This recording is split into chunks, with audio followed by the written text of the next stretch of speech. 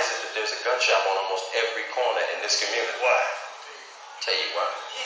For the same reason that there's a liquor store on almost every corner in the black community. Why? They want us to kill ourselves. You go out to Beverly Hills, you don't see that.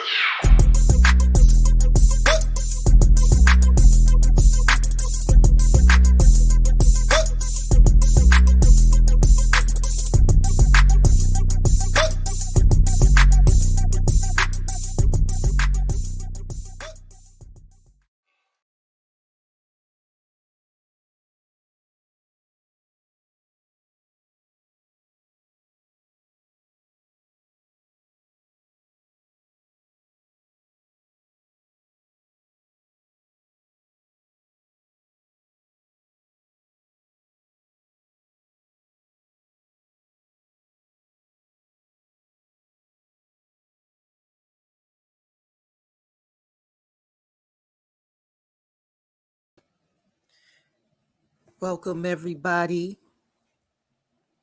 My name is Nessa.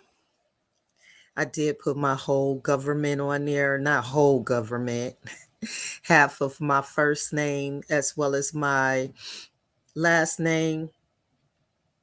And I am going to be behind the scenes today because I am a bit under the weather. And trust and believe, I still wanted to get this out, and nothing's going to stop me from getting this information out. So I still wanted to continue with the show.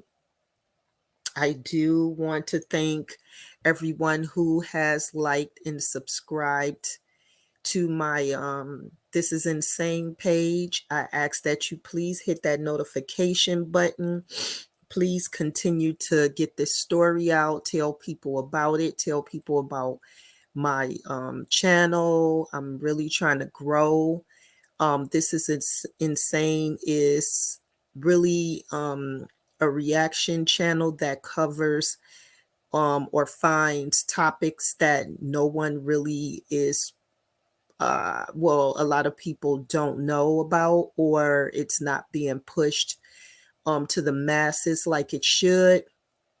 So that is definitely what this page is about.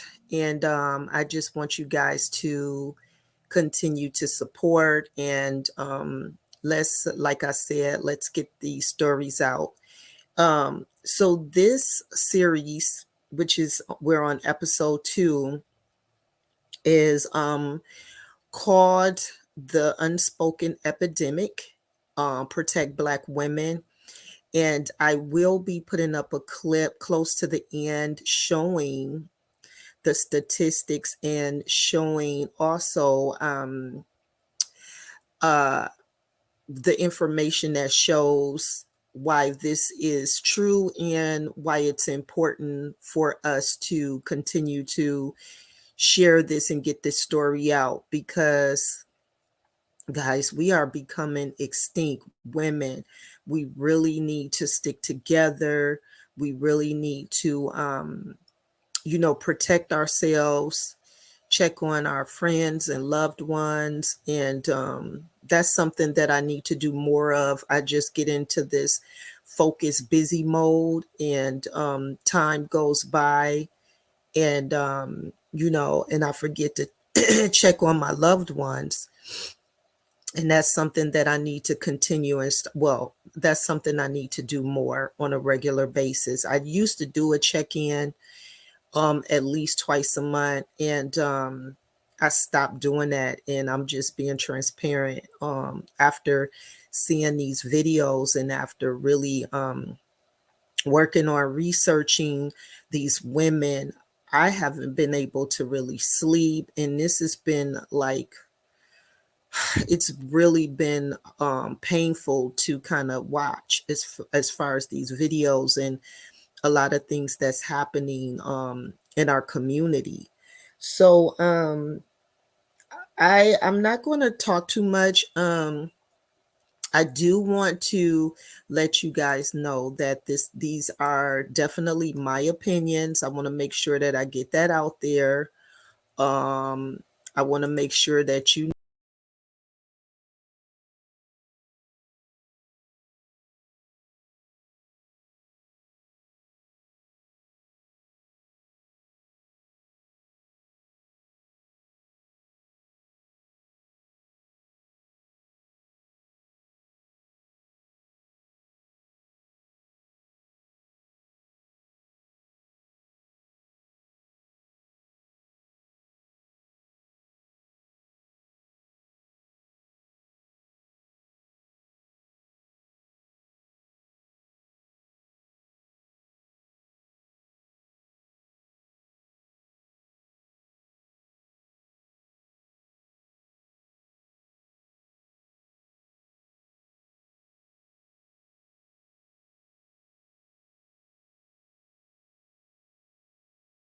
okay. So let's go to the first video, which is a young lady by the name of Winter Straw. Winter Straw is from South Carolina, and she actually was in the mental health field in correctional facilities. And this case is just sad because she was in love with someone. They were like TikTok friends, far as like all TikTok, a TikTok couple, and they just displayed this love on social media that just seemed like it was genuine and authentic and rare. So I want you guys to check this out, and after that, we'll get back to it. But I also want you to understand that I tried to make sure that these clips were at least, were under 10 to 15 minutes. I didn't want to go too far into like each clip being too long, but it does not matter how long these clips are. The most important thing is getting this information. So however long that I go over, which my show is usually an hour to an hour and a half, if it winds up becoming 2 hours, that's what it is. This information is very important. Okay. All right. So let's get to it. Was a good friend, good sister, great daughter, all around just a good person, a rising star. We didn't see any signs, no signals. It wasn't like she was coming around us with black eyes or anything like that. So there was none of that. It is definitely a betrayal. Because this man looked me in my eyes all the time. And whenever I would talk to him, I'd say, I'm giving you my child, a wholehearted, bubbly personality, and that's how I want to get her back. And he always assured me he would never do anything to hurt my child. LaShawn Williams is the mother of Winter Straw and describes Straw's murder as a shock and a betrayal. She says she's now turning her energy to taking on domestic violence.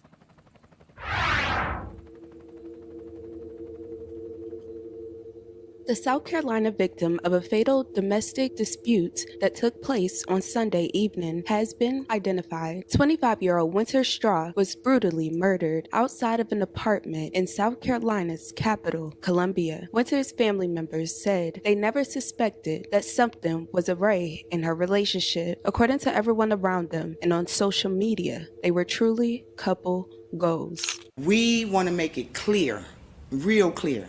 Domestic violence is not a joke. It's not something that we should take lightly. For those of you that are posting on Facebook and doing all that unnecessary stuff, I don't care what a person does to you. You don't have the right to take her life.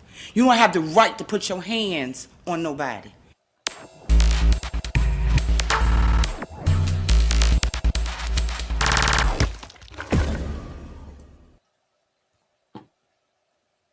Winter was 25 years old and from South Carolina. Her family says she went to Columbia High School and played basketball at Allen University before graduating. Her former coach, Jason James, says she was a dynamic player and teammate. Winter was instrumental in her basketball team's title run some years back. Winter was also a member of Delta Sigma Theta Sorority Incorporated. She was known for her kindness and warmth. both on and off the campus. After graduating college, she never stopped achieving. Winter went on to work at the Department of Corrections as a mental health officer. Winter's coworkers said she embodied the essence of a dedicated officer and colleague. Winter cared about her job and the people she served. Her loving energy graced everyone she would encounter around her. The passionate officer was also in a romantic relationship with her partner, Renardo Johnson, for years. The two were described on social media as couple goals, as they posted dozens of videos together, laughing, dancing, and joking. Winter and Renardo were very close to one another. Who was interested first? Who said I love you first? Who's more protective? Who cleans more? Who eats the most? Who spends the most money? Who is most likely to start an argument? Who falls asleep first? Who is more annoying? Who loves the hardest? Mink, mink, mink. I'm still alive. I'm still alive. As soon as we find out who you are, trust you will be dealt with. Okay. I'm playing. Okay. Their bond grew even closer when she suffered a crash August 2022 and he didn't leave her bedside. But although everything seemed perfect on the outside, several posts from Winter's Facebook about wishing everyone peace and being okay if things came to an end are now drawing some attention. Because on the night of March 26, 2023, Winter was tragically murdered by the man she loved. According to her mother, she didn't see any signs of physical mistreatment or abuse of any kind. Her family says this murder is a shock and betrayal.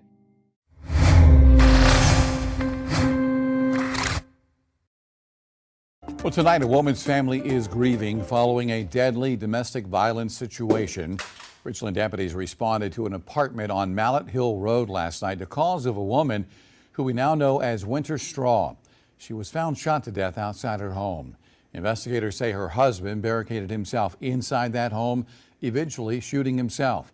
Straw's family met outside the apartments this evening to remember the woman and speak out against domestic violence. On the night of Sunday, March 26, 2023, Richland County Sheriff's deputies responded to a shots fired call. Police say they heightened their response to reach the scene because they were tipped that a child was inside the apartment the suspect used to barricade himself, which proved to be inaccurate, police say. Upon arrival, they found Winter unconscious, suffering from wounds outside one of the apartment buildings. Unfortunately, they weren't able to save her, and she was pronounced deceased at the scene. Her boyfriend, whom deputies believed to be armed, barricaded himself inside the apartment for more than 3 hours before deputies heard a single shot. Deputies then entered the apartment and found Renardo with a wound to the upper body. He was later taken to the hospital, but he was soon pronounced deceased. Within the first 48 hours, authorities announced to the public that Winter and Renardo were romantically linked, but would not provide in-depth details about what actually led up to the incident. Winter's mother said her daughter had plans of going to law school, and now, because of this tragedy, her mother said she will now use her voice to raise awareness about cases such as this.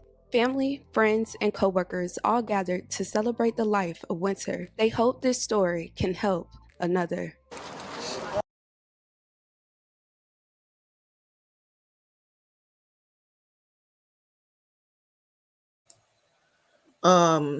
So that was a part of the Winter Straw story, and it just goes to show that you just really will never know anybody to their full capacity, no matter how you try. Because it totally looked like they were in love. It totally looked like, that they were happy, and he didn't have the crazy eyes that we usually look for. And so it was just kind of shocking. I'm sorry that, this had to happen, and I'm sending out condolences to everybody's friends and family. Like I said, this is for educational purposes. This is to create awareness. This has nothing to do with clout, nothing like that. These stories are very near and dear to me. And I want to do my part in being able to continue to educate the women in my community, as well as those that are not, to see how bad this is, and hopes that we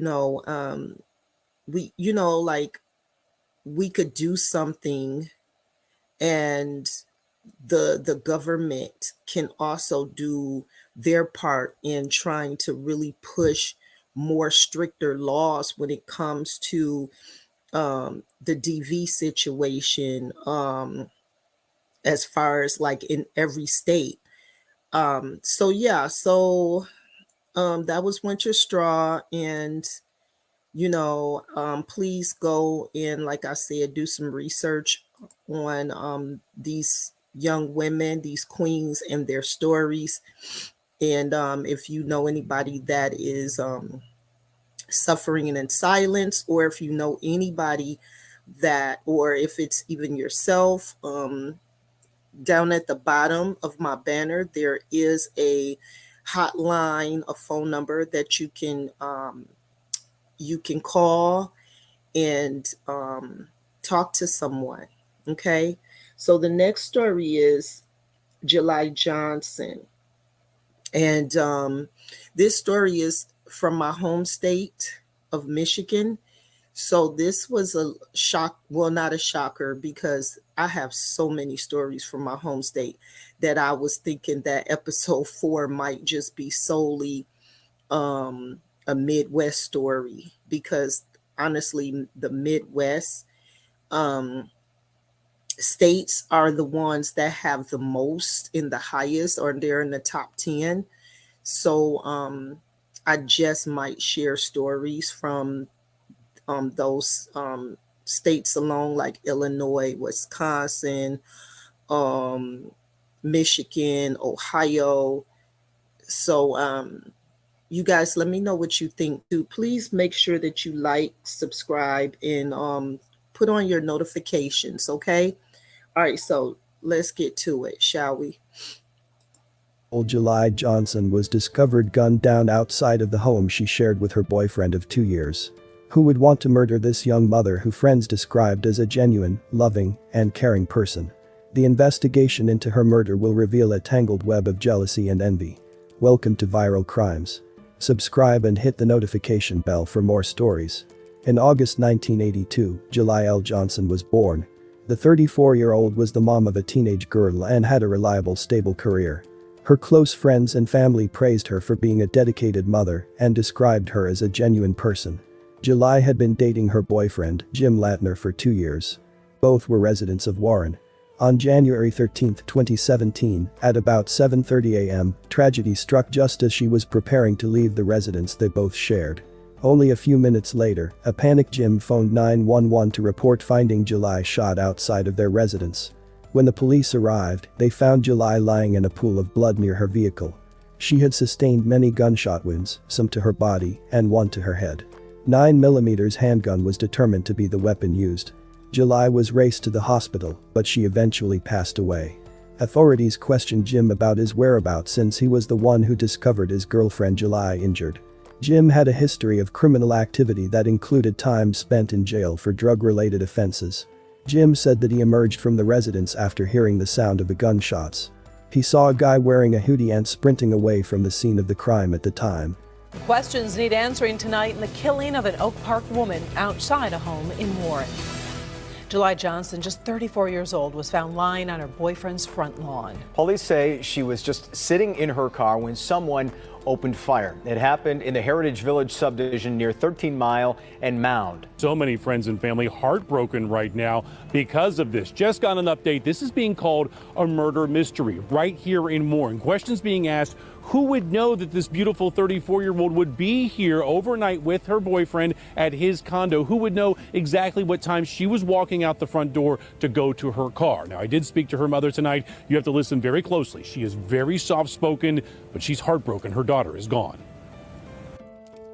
Yesterday was my birthday. Words can't describe the pain that the mother of July Johnson is going through. The 34-year-old visits her mother in Oak Park each and every day. Last night, Johnson was with her mother. It was her mother's birthday. She brought me what I wanted, a bottle of perfume. The last words she got to say to her beautiful daughter: I just told her, I said, thank you so much for my birthday present, and I love you.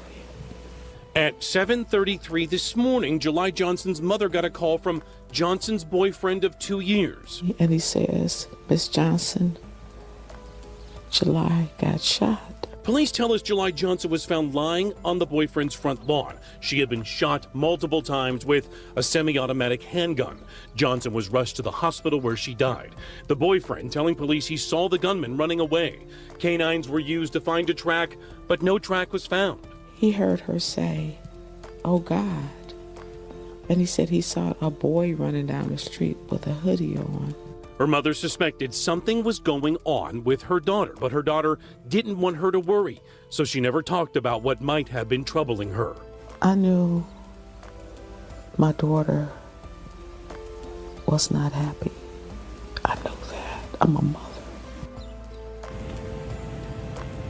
Back here live, she says, I'm a mother. I know something was wrong here, but so many questions remain tonight. The boyfriend questioned for a while today. He was released. Investigators telling me at this hour they have absolutely no suspects in this killing. Authorities were convinced that Jim was not involved in the murder of this girlfriend, and he was eliminated as a suspect. On the other hand, his phone records led to the possible identification of a suspect. It was Jim's former girlfriend and the mother of his 2 children, Marcy Griffin, who police suspected was involved in July's murder.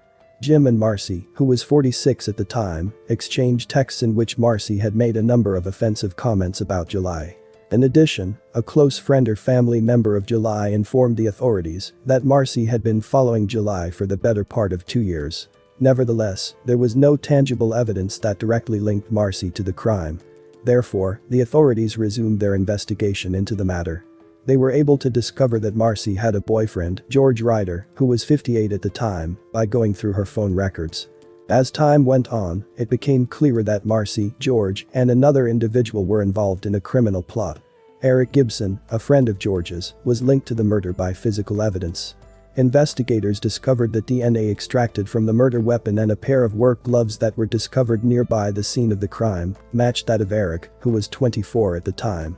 The murder weapon was later located in the neighborhood of the crime scene. Eric resided in a home that was owned by George. A vehicle that the police suspected was driven by George was seen parked in the lot of the neighboring gym on surveillance video taken from a nearby gym. The footage was taken some time before the murder.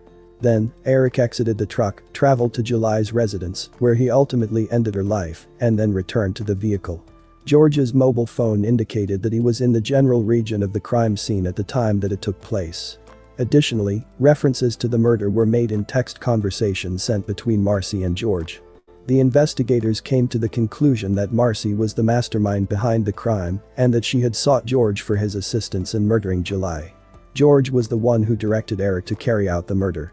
It was speculated that Marcy's envy about Jim's relationship with July was the driving force for her actions. Well, Glenda and Carolyn, investigators say this really was a whodunit kind of case, and thanks to good police work, they say they are confident that the killers are behind bars. You are Marcy Tashone Griffin, is that correct? Tashone Griffin, yes. Marcy Griffin is the woman police believe was the mastermind behind the murder of July Johnson. Investigators say Griffin used to date Johnson's boyfriend and had expressed hatred towards her.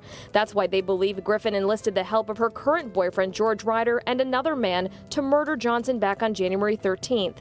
Johnson, a 34-year-old single mom, was on her way to work when she was shot in the forehead and torso and killed. It's not just a random act. There was an orchestrated plan that, from what we can tell, was put together pretty elaborately, and it took a lot of work to sort out all the pieces and come to a resolution. This has been the hardest thing I've ever had to do. I haven't heard my daughter's voice in 40 days, and I'm used to talking to her. I'm used to seeing her. I am so thankful to God that they have arrested the people that were responsible for taking my child from me. Ms. Johnson went on to say a big thank you to all the police and investigators who worked on this case. As for those suspects, all three of them are charged with first-degree premeditated murder. Marcy Griffin, and George Ryder, her current boyfriend, are being held without bond. The other suspect, the suspected gunman, Eric Gibson, is being held in Wayne County on an unrelated charge. In June of 2019, a jury convicted all three of them guilty of murder in the first degree. Eric was also found guilty of having a firearm while committing a crime, which was an additional charge against him. The three individuals were each given a sentence of life in prison without the chance of parole in the month of July 2019. Eric is still being held in the Macomb Correctional Facility in Lenox, which is located in the state of Michigan. Regarding George, he is now spending his time at the Saginaw Correctional Facility in Freeland, which is located in the state of Michigan. Marcy is still doing her time at the Women's Huron Valley Correctional Facility, which is located in Ypsilanti, Michigan. Jealousy played a major role in July Johnson's murder. July and Jim Terrell Latner had settled into a happy relationship, and Jim's ex Marcy couldn't handle it. So she decided she would end July's life and take a mother away from her teenage daughter. Her selfish criminal act caused July's friends and family an unimaginable amount of pain. I don't know what my mama did to you. I really don't. But I wouldn't wish that on nobody. Literally nobody. My condolences to the family. May they find a way to heal from their pain. Thanks for watching, and I will see you in the next video. Okay, so this one, yes, I had to let play the whole way through because it's really crazy to me how women be out here. How you out here like deleting other women and then having a man that you're with help you. Like, first off, that was crazy for him to even risk it all for her to get back because of jealousy, because another woman had her ex. Like, I'm so confused at that whole situation, and it was so premeditated, and that's what's so crazy. And unfortunately, the ex-boyfriend didn't pick up the signs that there was a serious disdain there, or maybe she just didn't make it look like that to him, but she was kind of still hating on the young lady. And these queens that is being deleted is just beautiful, young, like have a full life ahead of them. Our mothers have great, majority of them have great, careers, and it's just really sad. Like, it's just really sad. So, continue to do some research on that story as well. That was a big story. They also had a big trial, it seems like, when I was doing some research. And a lot of celebrities also had something to say about it back in the day when it happened. So take a look at that and do some research on that. That just shows, how you can't trust, like, women who just are planting seeds of jealousy, saying little slick things. And when you see women who have had or have been with the man that you are with presently, you really need to pay attention to them, because it just seems like things are different now. The way that and I'm not saying that it didn't happen back in the day, but it's so common now. That's what the issue is. So the next one is about a young lady named Tina Stewart, and she was a college basketball player. And this one got a lot of national publicity. And this was really crazy, but I'm not going to talk too much. I'm just going to share it with you guys and take a look, shall we? Stewart was a star athlete at Middle Tennessee State University. Though she was characterized as being extremely feminine off the basketball court, she was a strong competitor on the court. She attended MTSU on a basketball scholarship and had a bright future ahead of her. Tragically, an altercation with her new roommate would result in her death, and Tina would never have the chance to live out her dreams. Welcome to Viral Crimes. Subscribe and hit the notification bell for more stories. Tina was beginning her second year of college and had just moved in with Shanterica Madden, a freshman. Despite the fact that Tina and Shanterica didn't know one another when they first moved in together, they initially appeared okay and even pleasant. They battled with each other's personalities, however, and things quickly changed. Tina's family described her as extremely clean, while Shanterica's family described her as messy. They often argued over the home and the fact that Tina's boyfriend, KC, stayed over often.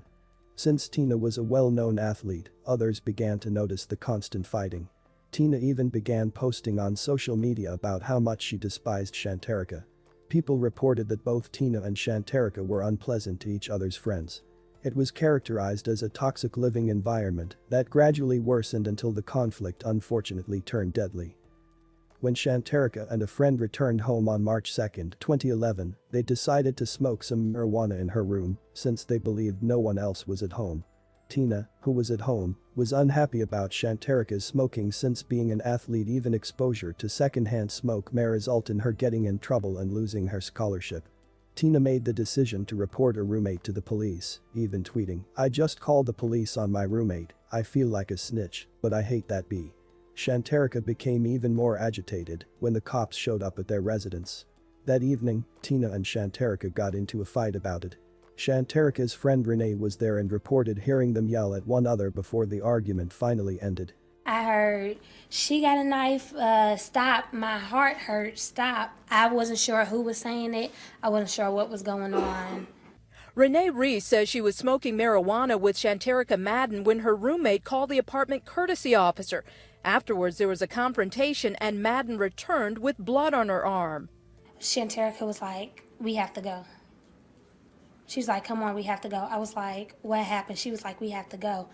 I was like, "Where's Tina?" She was like, "She left." And so I went back to grab my purse, and when I came out, Shanterica had a blanket and was sticking it in the bag. Renee said she left the residence after Shanterica assured her everything was all right. KC, Tina's boyfriend, was concerned when he received a text from Tina's phone telling him to cancel their plans for the evening. KC chose to visit Tina's apartment despite receiving the text to not come. The lights were out when KC arrived, but Tina's vehicle was still there, so he entered.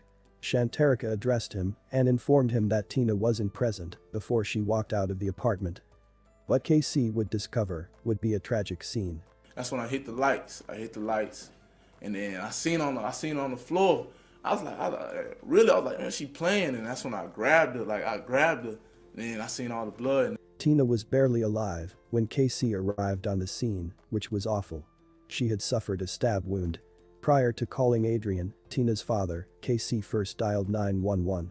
Tina was taken urgently to the hospital, but passed away there. A stab wound to Tina's chest that struck an artery caused her death. The search was on to find Shanterica, and she was eventually discovered hiding in a neighboring parking lot.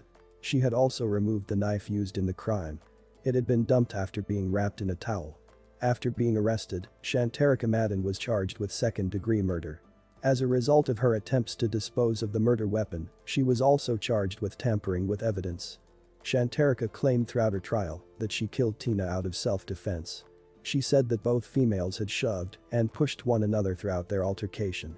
She said that, while Tina was on top of her, she grabbed for a knife. The evidence, however, showed that Tina had been beaten, stabbed, and had 2 swollen eyes.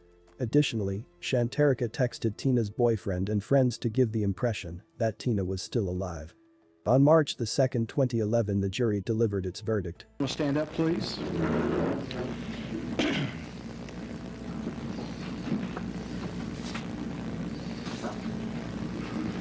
All right, we, the jury, finds as follows in regard to Ms. Madden. We, the jury, finds the defendant guilty of the lesser included offense of second-degree murder. In regard to count 2,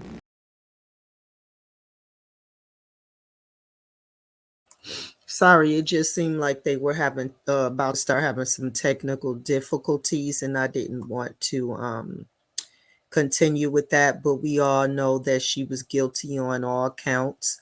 You can actually go to Viral Crimes, go to this video, and check it out for yourself. And that was Tina Stewart. And as far as like the video that you need to look up in her trial for and I never remember the people that like Shanterica, because it's not about them, the suspects or the people that did it. It's about the victims. So I memorized the victims' names and not the suspects. But just please take a look and check that story out as well. One of the things that hit me is that, you know, they had to be roommates and they had to continue to be roommates knowing that they didn't get along. Like, that is one of the things that I don't understand. Like, it's nothing that the campus could do to change that, because that just seems like a disaster waiting to happen. And I know sometimes it's an entitlement issue where people just feel like, oh, I just don't get along with them just because. But this actually, they really was like night and day. And so people should have seen that coming. And I really feel like they need to do more into assessing people first, like the students first, as far as how they are personally, so that they can put them with the right people when they get in the room. You know, kind of do an assessment, a personal assessment. You know, I just feel that way. I don't know if they do or not, but this was a sad case, and Tina had like so much going for her, and she seemed to be very talented, and that also could have been one of the reasons. And remember, these are all my opinions. When I talk, I'm talking from my opinion. When you watching the clips, those are from the actual news and the things that is publicly out there. Okay, all right. So we'll just keep it going. So the next one is Kayla Kelly. And I do believe that this one was about the young lady who met a man online, okay, on a dating site, if I am not mistaken. And you know what? I'm just going to keep it going. We're going to just check it out. 33-year-old Kayla Kelly hasn't been seen or heard from for at least a week. The Collin County Sheriff's Office says friends reported her missing on January 11th, and now the search is on to find her. We have been deployed on that particular case 2 times, once this past Friday and again yesterday afternoon. Paul Lake is founder and executive director of Search One Rescue Team, a nonprofit which assists law enforcement of finding lost and missing people using trained dogs and volunteers. He says the Collin County Sheriff's Office and Texas Rangers asked for their help, but wouldn't specify where they searched in order to protect the case. But he says any information from the public can help piece the puzzle together. Well, typically, especially in a profile similar to this one, that's where the final information will come from to solve the case. Is someone has seen something that maybe they didn't even know they saw, or knew something that they didn't realize was pertinent to the case.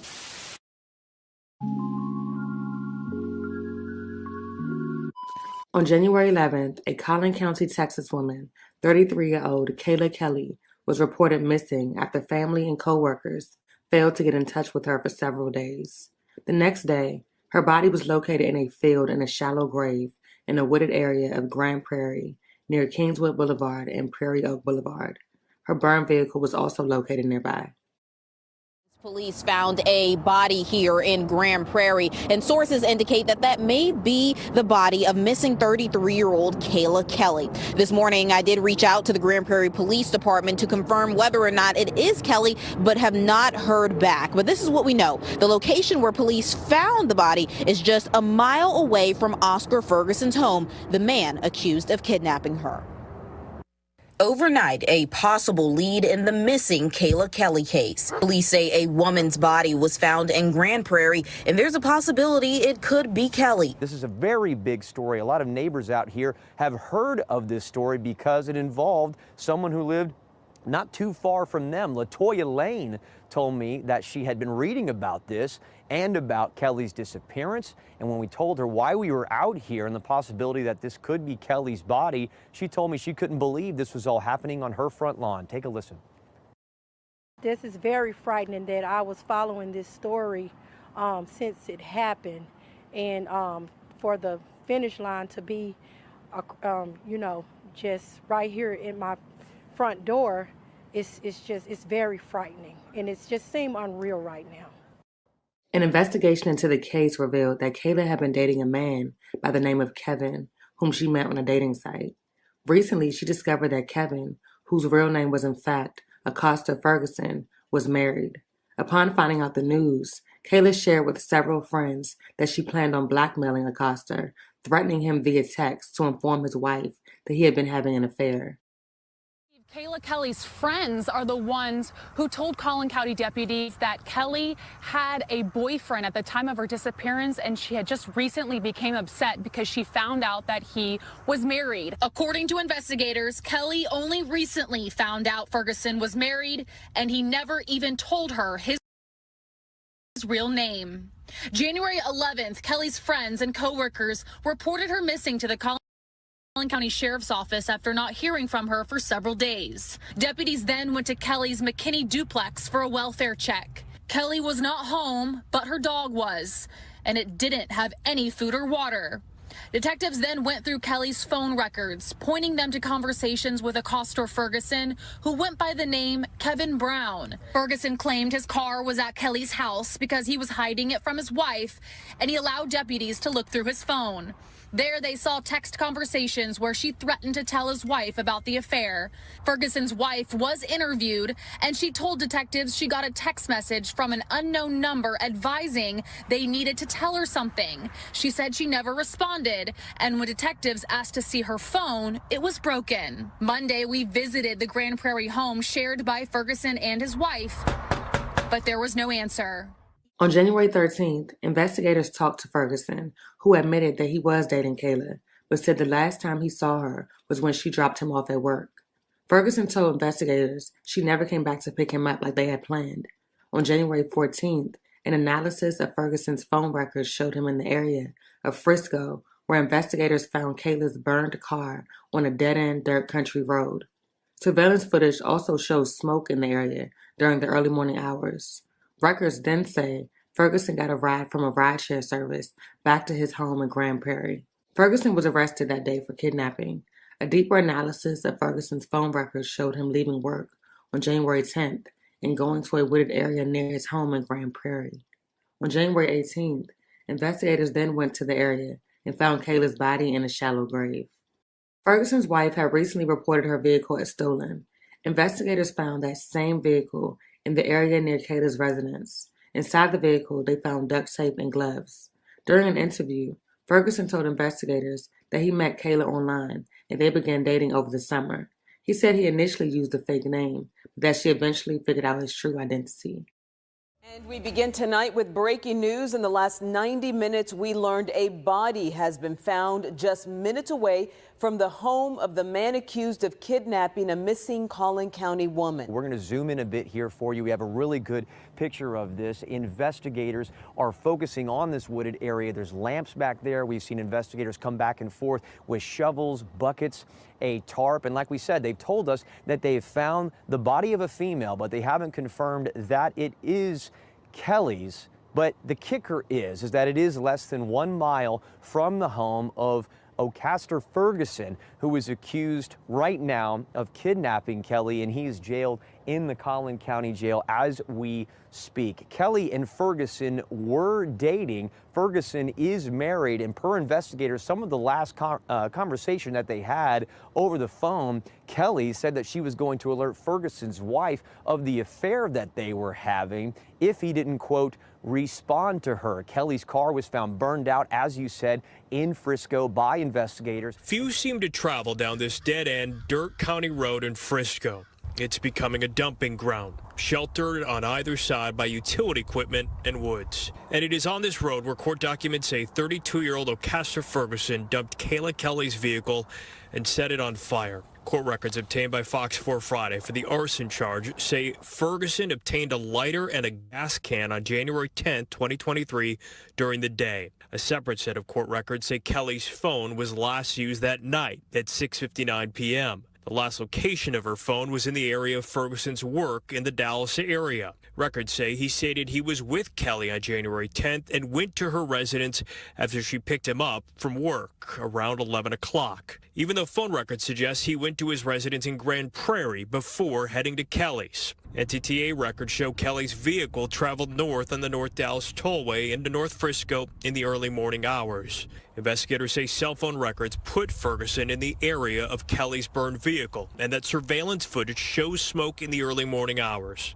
Records then say Ferguson got a ride home from a rideshare service back to his home in Grand Prairie. A witness eventually reported the burned vehicle was found on the 12th, 1 day after Kelly was reported missing. Okay. Ooh, child. This was crazy. And it was absolutely sad. I mean, that's one of my my biggest fears and I've dated from, I've been online before, and I've dated someone from online when it first got popular. I was living in Chicago then, and it was different. But this right here, it just seems like things are really, really changing when it comes to even dating online. It's like they're not getting vetted properly. I don't know what it is. But a lot of these men on these dating sites tend to be crazy.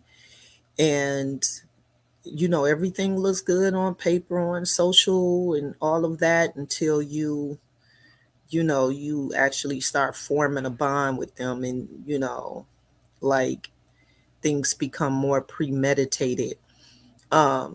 And I'm so sorry for Kayla and her family and them having to go through this. And it saddens me that she gave her heart to somebody and she didn't even really know him, because of the fact that he never gave her his real name or identity or whatever, because he was trying to live a double life, which is common out here, with the double life syndrome.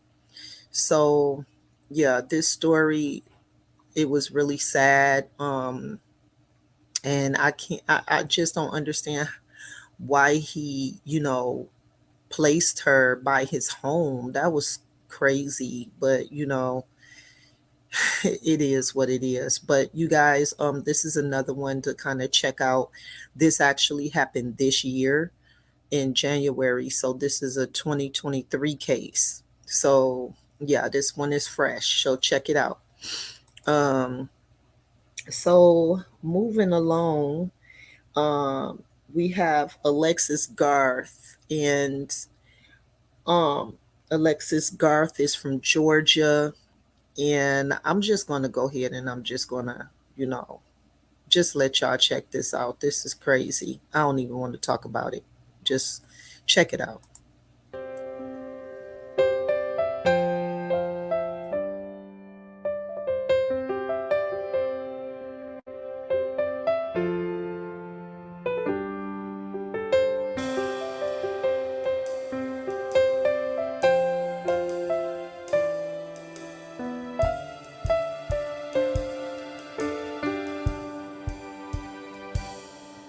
Athens police say 26-year-old Alexis Garth died at Huntsville Hospital after being shot around 4 in the morning.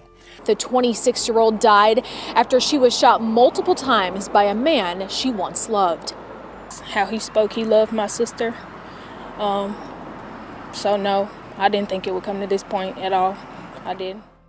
Beautiful 26-year-old Alexis Garth loved being a mother, and she would do anything for her daughters. Who's mommy's favorite girl in the world? Last year she purchased a new home with her boyfriend, 20-year-old Kyron Yarbrough, who she loved deeply. However, tragedy would strike just 1 year later, January 1, 2023, when Alexis was found dead in the driveway of their home. She was shot 5 times allegedly by Kyron during an argument. What would make Kyron brutally take the life of someone he supposedly loved, and how could he leave his own daughter without her mother? Welcome to Viral Crimes. Subscribe and hit the bell icon for more stories. This story takes us to Athens, Alabama. Athens is a city located in Limestone County, Alabama.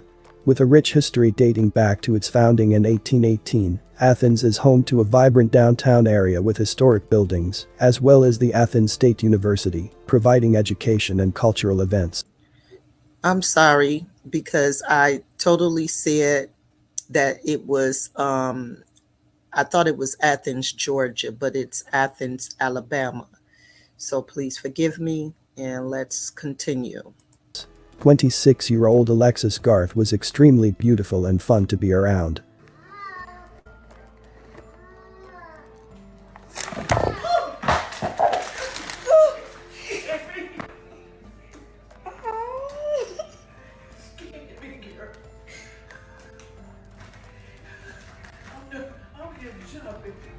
Growing up, she was an excellent student and excelled as an athlete, winning several medals.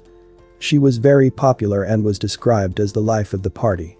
Alexis's life changed when she became a mother. She was the mother of 2 beautiful girls, and they were her entire world.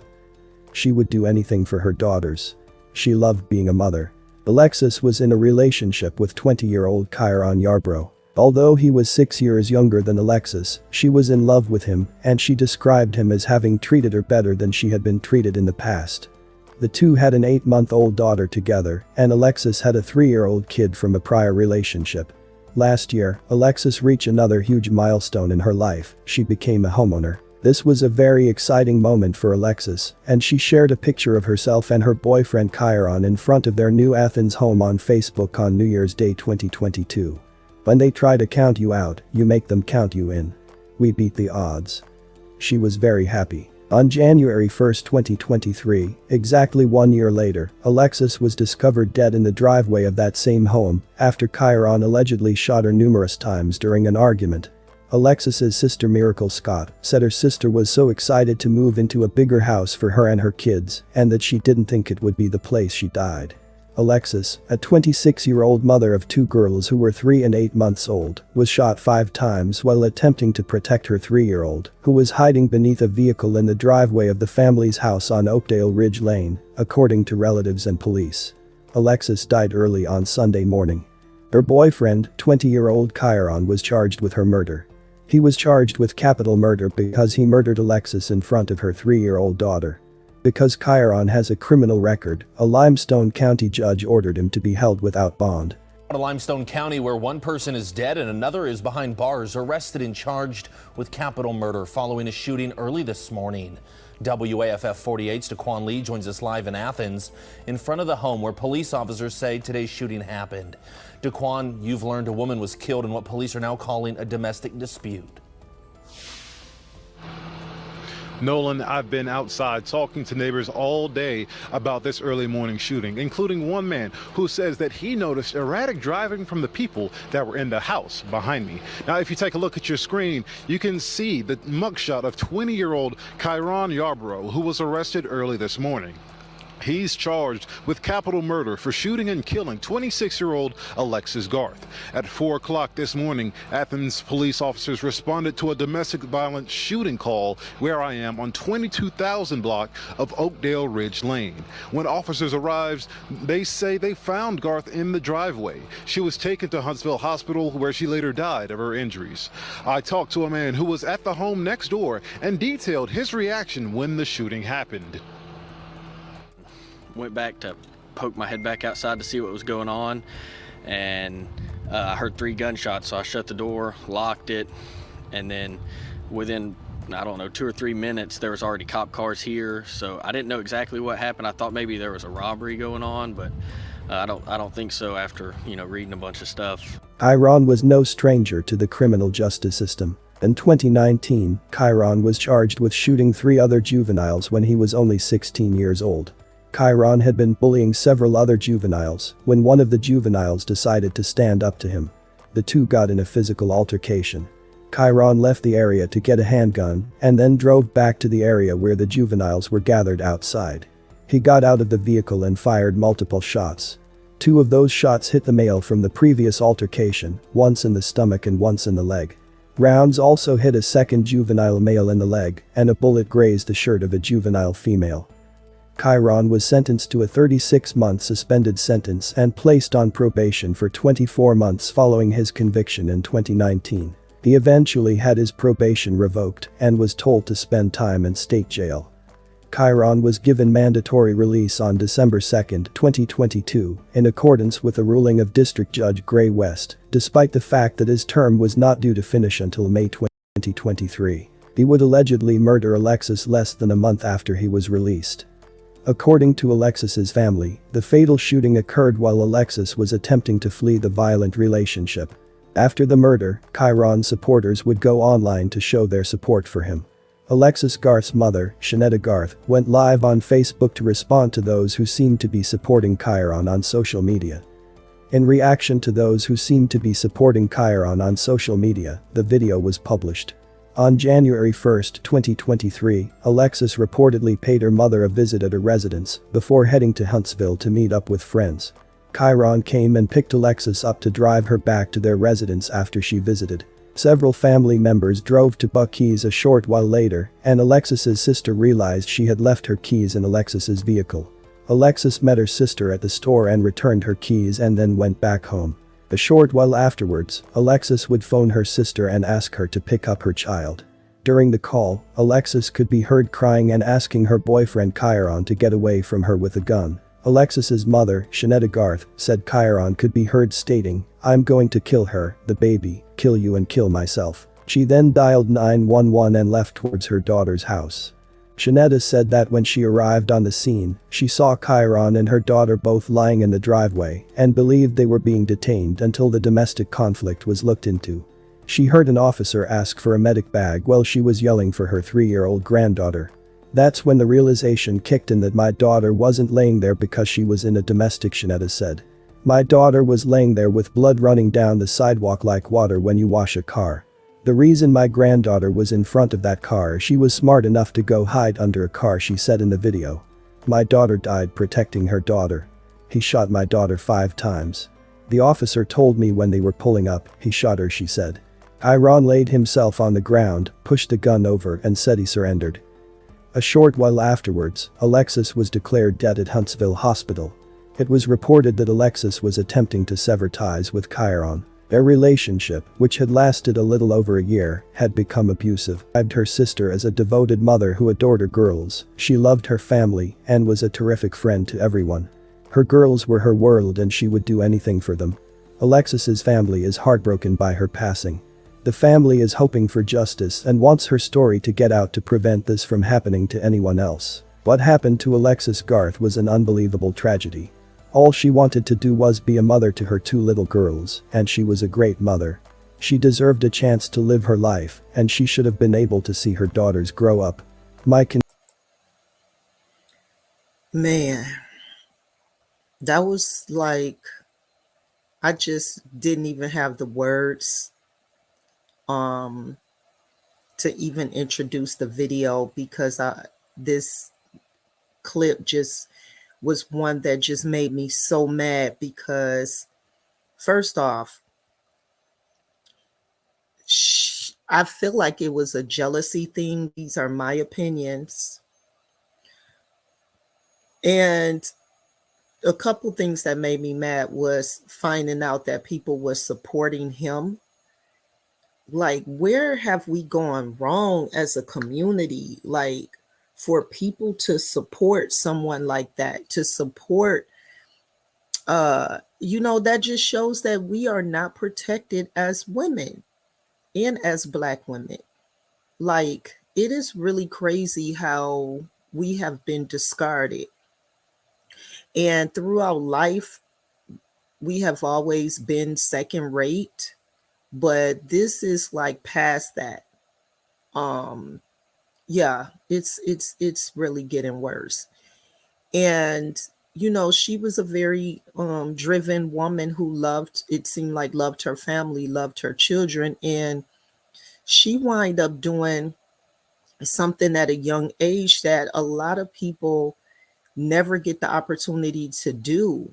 And she did it when it was in a time where it was hard for us to thrive, because of the fact that we were, just getting over, like being held captive in the homes.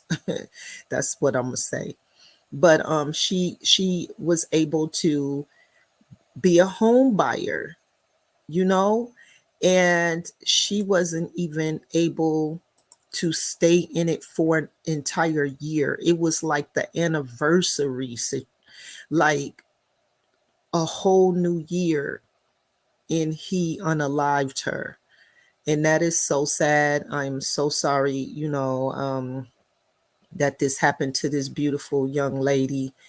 And these are how a lot of these stories go. And I really feel like a lot of these situations that's like this, it tends to be out of jealousy to me. So the next one is and this one right here, oh my goodness, Brittany Booker. This one right here made a lot of noise. I have a lot of videos. I'm probably going to do a part 2 to this on another episode, but I want you guys to check this one out as well. Accused killer in Racine. Have you seen this man? Police are sharing these new photos today in their search for Terry Jackson. He is wanted for last Sunday's fatal shooting of 30-year-old Brittany Booker. Now, her father talked to our Tony Atkins today, pleading for help to track Jackson down. Outside Brittany's house, candles, many of them still lit, as people came to honor a mother taken way too soon from her children.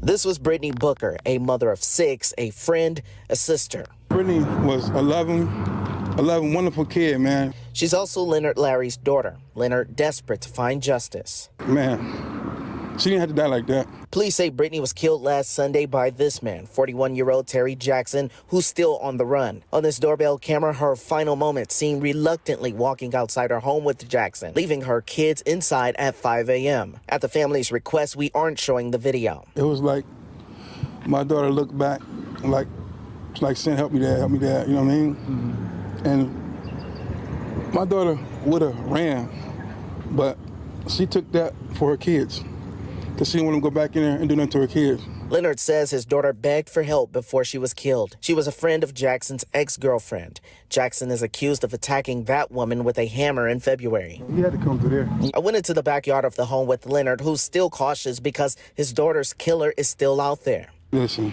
we ain't at the woods yet. And like I said, this guy is just pretty much doing what he want to do when he want to do it, and I don't understand it. I need your eyes, anybody's eyes all over it. Please help me. You know, when I bring my daughter killers to justice, Brittany, I promise you, this case is not going cold. And the message from Brittany's father, very clear as they continue looking for Jackson. Okay, so this clip right here, I'm just going to set it up. This clip is when he was still on the run. There is an update, and I will be showing that in the next episode, because this situation was, this one was deep. There was a lot of people that was involved in this situation.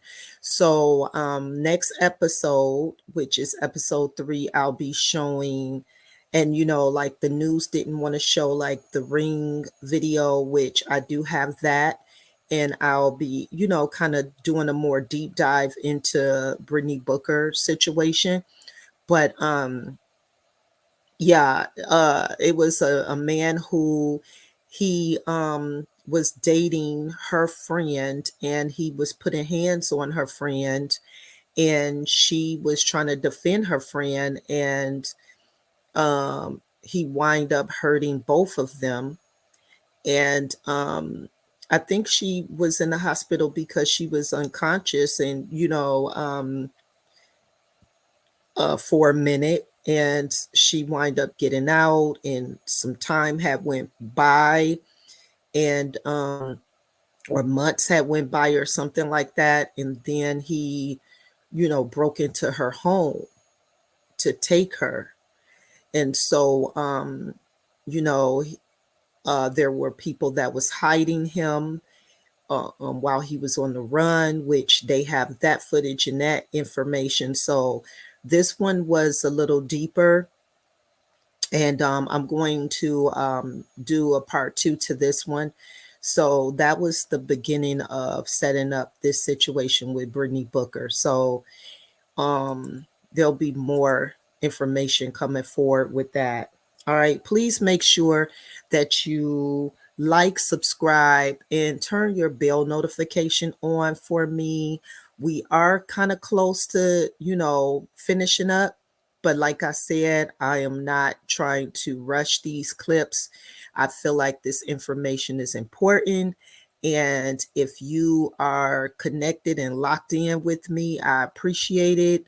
Let's get these stories out. Let's get more women involved in being able to focus on these, you know, on these stories by, you know, seeing what we can do in the future to prevent these situations or to protect ourselves and our loved ones and friends.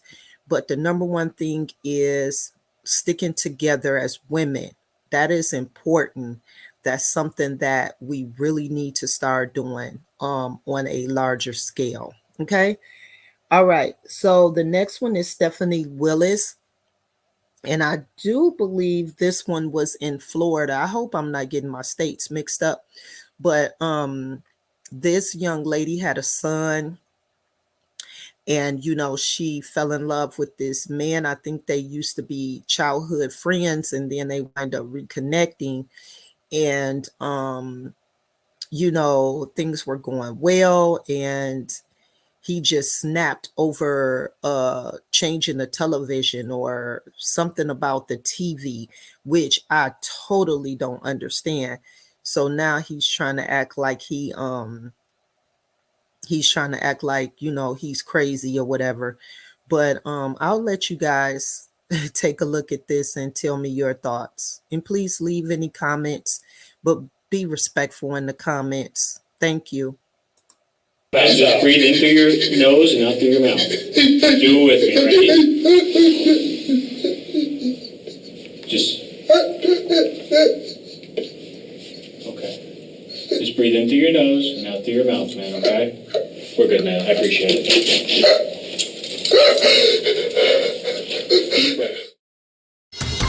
30 feet, 15 steps, hunting down a 10-year-old child. That's what premeditation is. heat of passion, not premeditation. There's been no dispute on who did it. You know how it feels to lose a child. You know how it feels to go through death. And she was there with you the whole time. And then you take her and her son life. You took Ryan out on a wonderful day. You took him to the wrestling match. That was his favorite thing. I really wanted him to hurt himself, do something, but I just really hope that he's able to sit there and just think about what he did. When 34-year-old Stephanie Willis reconnected and started a relationship with a man she knew from childhood, she believed she met a great man who would be good to her and her 10-year-old son.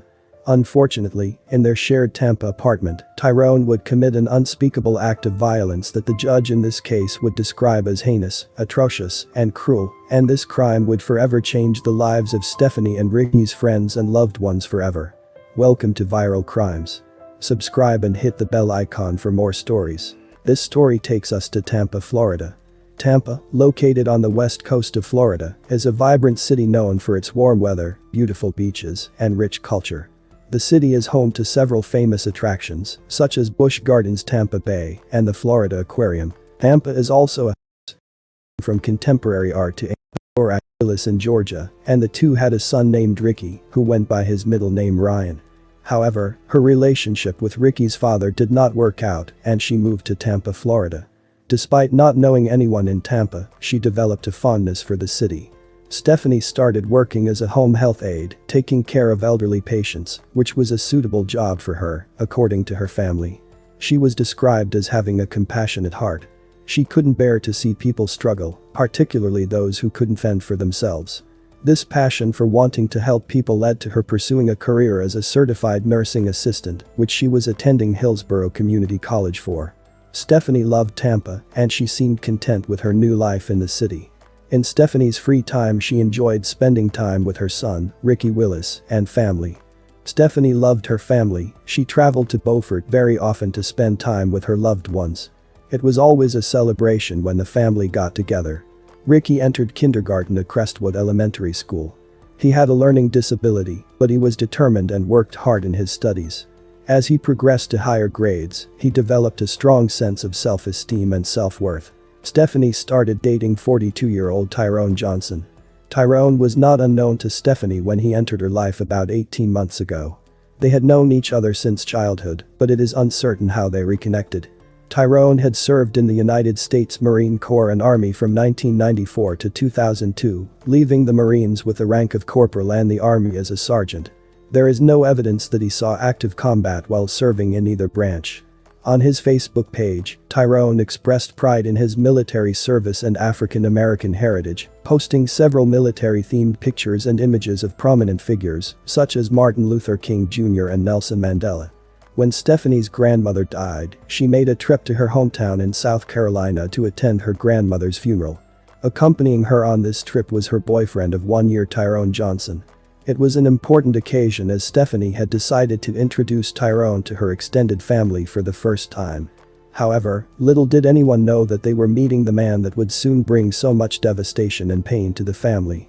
Stephanie's sister, Denise White, remembers Tyrone being welcomed into the family with open arms during the visit. However, now she would later realize that he was nothing but a wolf in sheep's clothing. Stephanie was initially very happy to be with Tyrone, and she was pleased that he got along well with her son. Tyrone had a 22-year-old son who ended his own life in South Carolina on New Year's Eve. This devastated Tyrone, and Stephanie helped him through the grieving process. She moved him into her apartment around that time. He was very appreciative of Stephanie helping him and expressed his happiness on Facebook about having her by his side. After about a year of being together, Stephanie began expressing doubts about remaining in a relationship with Tyrone. She expressed to others that Tyrone was very clingy and always upset and angry.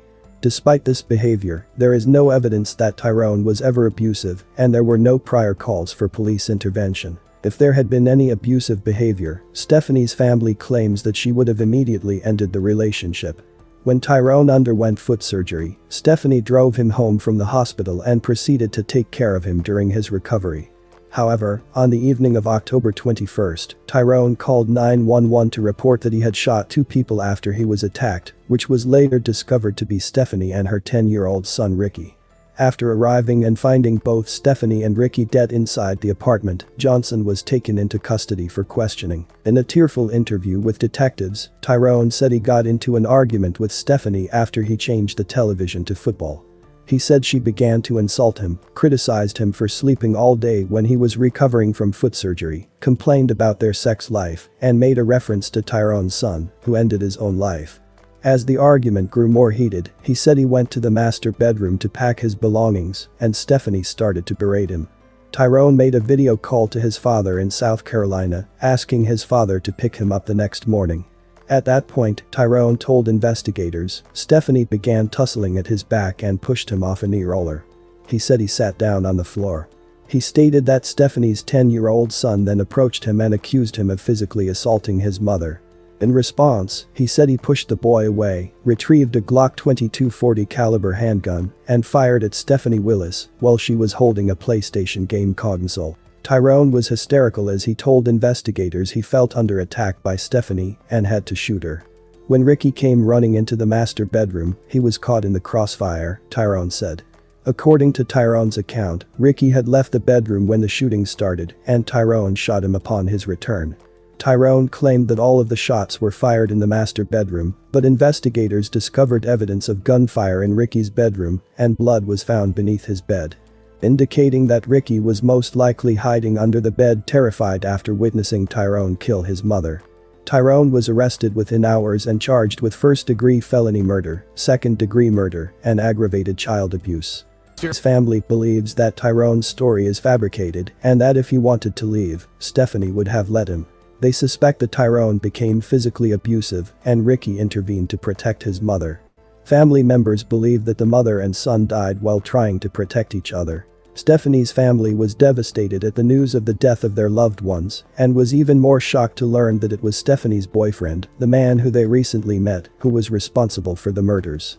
We have to get them back from Tampa to Beaufort, South Carolina. We have to pay for funerals, not one but two. Family of Stephanie and Ryan Willis are still in shock over their senseless deaths. Stephanie was living her best life at this time. She was happy. We hadn't seen her happy like this in years. Detectives tell us they were shot by Willis's boyfriend, Tyrone Johnson, Sunday evening during an argument over watching football. Okay. So please go and do some research on that. Some of these I'm just not showing the end because they're saying the same thing over, but you pretty much understand exactly what happened. And for him to say, that the little boy got caught in the crossfire, but the little boy was in his room hiding from him, and he went in his room. And the little boy's room just shows how much of a monster that he really was. And, it's hard for family to pick up on certain signs when when someone seems pretty happy in their relationship. Unfortunately, people can kind of mask that. And I think that in this situation that probably happened, but I don't know, it's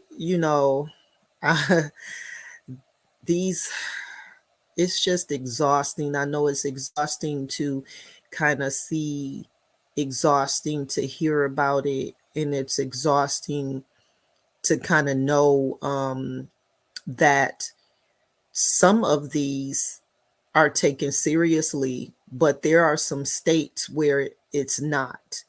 And in a different episode, you'll see what I'm talking about, because there'll be some clips where there are some states that does not take DV very seriously. And unfortunately, a lot of queens wind up perishing because of it, when it could have been prevented all along. All right, so we got maybe 2 or 3 more clips left. This one was kind of hurtful because it was a young girl, and this one also went national. like everybody discussed this because the mother was the monster in this situation. And it seemed like she, put out a termination on her own daughter. And it was her daughter's birthday, and her daughter was 16 years old. So I'm going to just let that sit there and let you kind of watch and see what else happens. Story starts here, her home on Tate Road. This is where her mother reported her missing on April 17th, along with her stepfather. This is also the last location investigators can place the 16-year-old alive on the eve of her birthday. That's my main concern, is getting her home. And of course my husband, but mainly my baby, because she been gone too long. The charming 16-year-old LaTonya Janelle Carwell had aspirations of becoming a doctor until one day she suddenly disappears. She won't be the only one who disappears on that fateful day.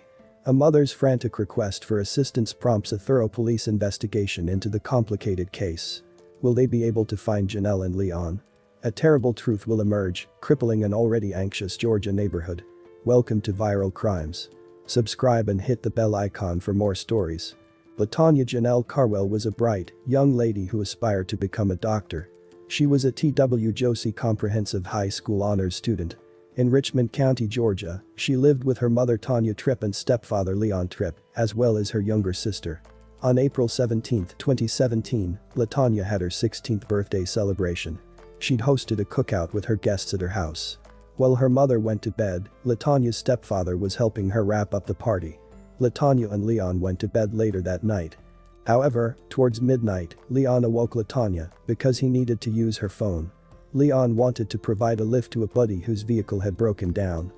Unfortunately, Leon lacked the expertise on how to use the technology on LaTonya's phone to get directions. He also couldn't read a map. As a result, Leon had no choice but to ask LaTonya to join him to Clarksville, South Carolina, to assist his friend. Tanya, LaTonya's mother, became concerned when LaTonya and Leon did not come home the following day. Her anxiety was heightened by the fact that none of them were picking up her call. As a result, she contacted the police department to submit a missing persons report. It's not like them not to answer the phone. I've been calling and texting and leaving messages and nothing, said LaTonya's mother. Welcome back, everyone. I'm Jenny Montgomery. I'm Brad Means. Thank you for staying with us as the family of an Augusta teenager who went missing, along with her stepfather, wants the public to know they are not giving up hope of being reunited. News Channel 6's Renetta Dubose joins us in the studio to tell us how the family is coping and their plans to help bring their loved ones home.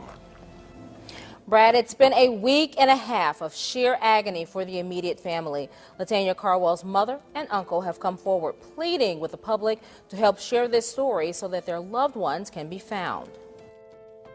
I'm not eating. I'm not sleeping. I'm just worried about my family. The past 11 days have been hard for the mother of 16-year-old LaTonya Carwell. If y'all see him, please call authorities to help my family get home.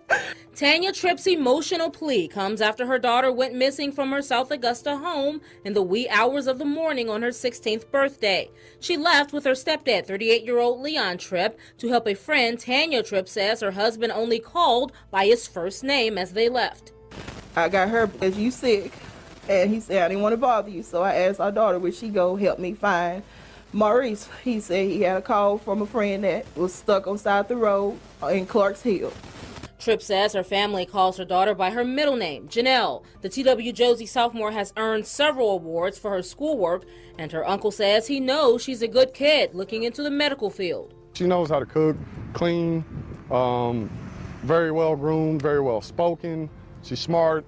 I just believe she's in a situation where she can't get on the phone and call uncle, mom, or some kind of relative, because by now she would have reached out or walked in the door on her own by now.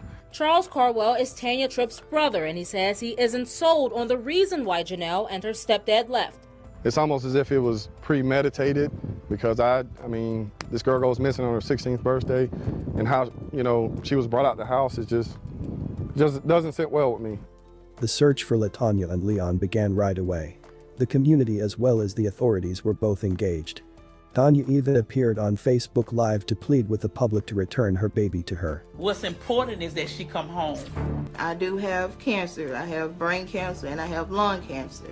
I was inhaling too much of the smoke, so my husband told me to go in the house and lay down. So I did, because I couldn't breathe. And 3, 4, 5, 6 o'clock, I'm calling, texting, nothing. I need my baby home, like 15 days ago type home, because she has never been away from me this long.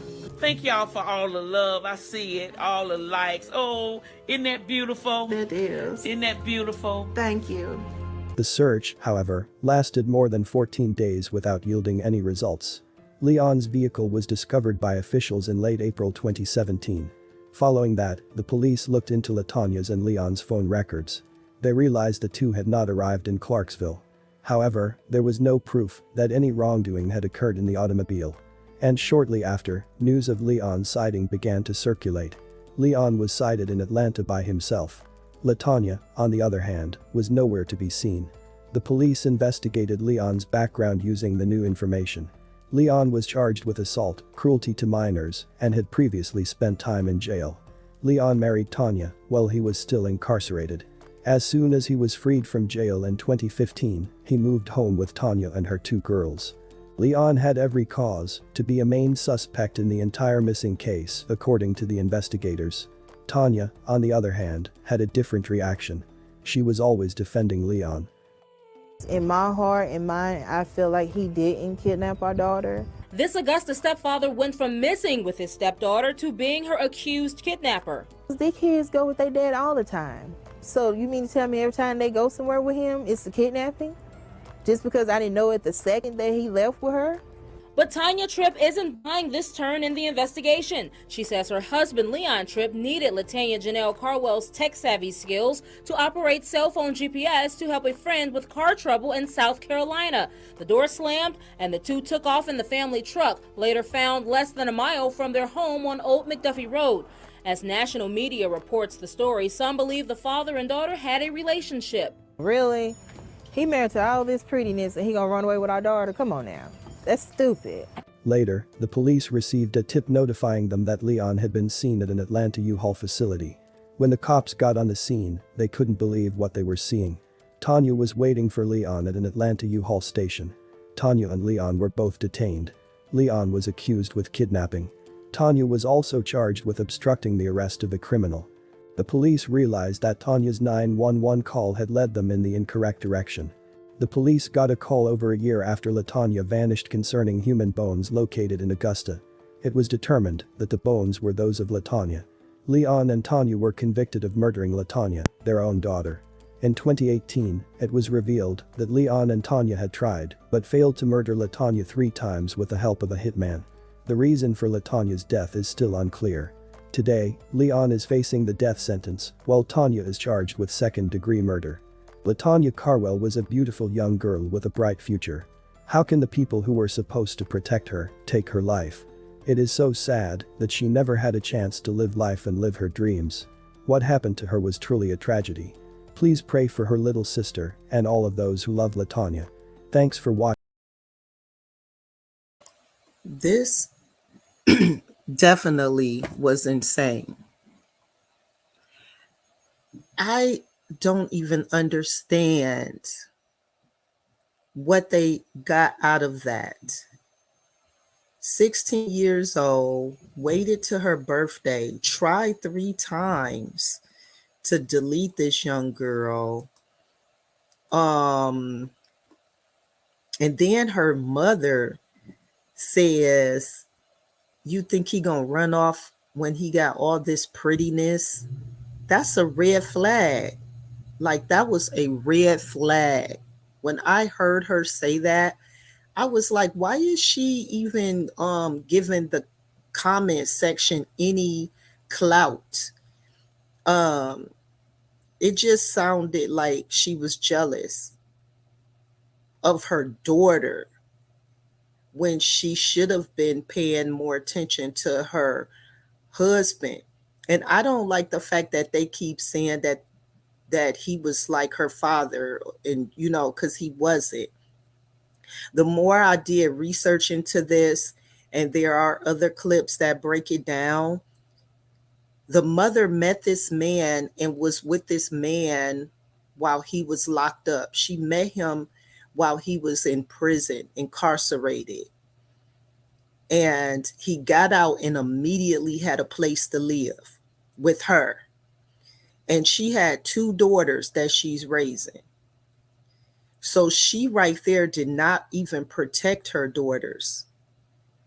And I feel like it's something deeper than, what they're saying, but we will never know. And that's just my opinion. Also, look at the tat he had in between his eyebrows. Like, there's no way. Ladies, we definitely should judge certain things. Don't act like it's bad to be judgmental about certain things, especially when we're allowing people into our spaces. Yeah, that was sickening. But this story also got a lot of national attention. Crime Watch did it, which I did like the way that they interacted and did it, and they broke it down. So if you want to see some more about this and kind of research this situation, please, her name is Janelle Carwell, and check out this story in hopes that, we can continue to try to prevent situations like this and protect these young queens that's coming up and be a village to them, and even the uncle knew something wasn't right, and sorry if I'm sniffling and all of that, but I wanted to still get these stories out, whether I was under the weather or not. It was very important for me to do so. And we have 2 more clips to show and we'll be done. Okay. All right. The next one is Pashawn Jeffrey from Florida. And this I think happened this year, and this is the situation that happened with her boyfriend. Like, she gave her boyfriend a birthday party, and he wind up deleting her and then throwing their son into the swamp in so that an alligator could do what it do. I'm trying to just be polite on YouTube and politically correct, so I'm just using my words cautiously. But enough about that. Just take a look at this story. With an object in his mouth. As the detectives got closer, they fired 1 round to the alligator. The alligator dropped the object that he had in his mouth. Yeah, pull him out a little bit. We are sorry that it had to end this way. This is the story of Pashawn Jeffrey, age 20, a beautiful young mother who was stabbed over 100 times by her crazy boyfriend, Thomas Mosley, age 21, and also the story of Passion's 2-year-old son, Talon Mosley, who was thrown into the lake by Thomas Mosley his father, and the young child was later found in the mouth of an alligator dead. All this happened due to a result of some domestic issues that happened just hours after Passion hosted a big 21st day party for her boyfriend Thomas. Hello and welcome to Twisted Crimes. Subscribe and hit the like button for more stories. A tragic end to the search for a missing boy in St. Petersburg. Police tell us the body of 2-year-old Talon Mosley was found this afternoon in the mouth of an alligator. This story will be taking us to the city of St. Petersburg, Florida. St. Petersburg, known as the Sunshine City, that enjoys an average of 361 days of clear skies per year. Combine that with 244 miles of glimmering coastline along Tampa Bay, the Gulf of Mexico, Boca Ciega Bay, and the intracoastal waterways, and you have one hot beach destination. St. Petersburg is home to award-winning beaches, the world-renowned Salvador Dali Museum, top-rated restaurants, and beautiful Fort de Soto Park. Pashon Jeffrey, aged 20, was a native of St. Petersburg, Florida, and she attended Benito Middle School, Boca Ciega High School, and Northeast High, where she was an honor student. She worked at a St. Petersburg CVS according to her family. She was described as a hard-working, friendly, loving, entertaining and fun person.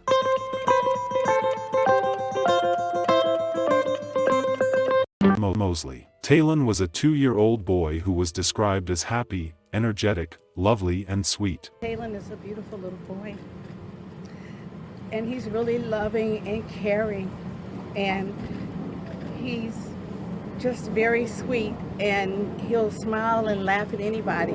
Thomas Mosley, who does have a bit of juvenile records, had been in a relationship with Pashon for a bit.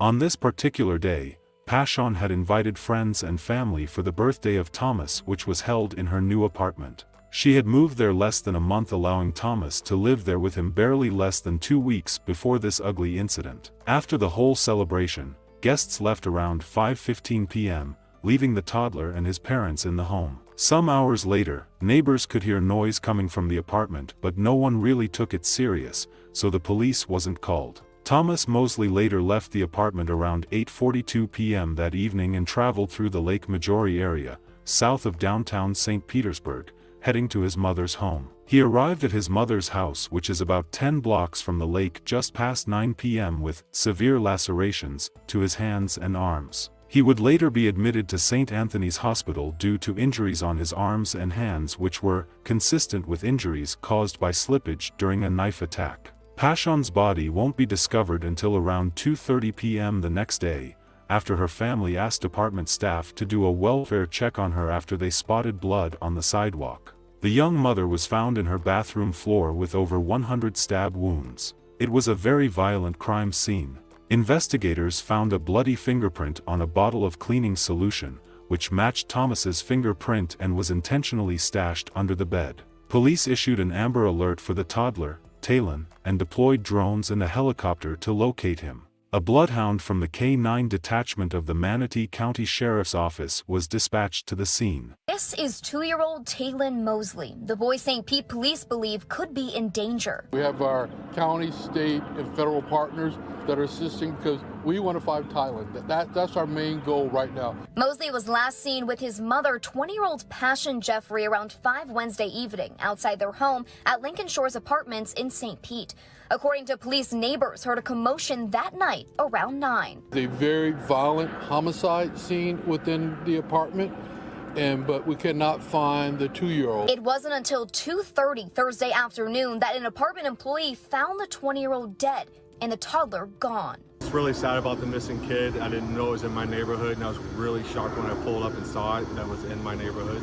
It's usually a very peaceful neighborhood. Now the search is on, from above and ground level.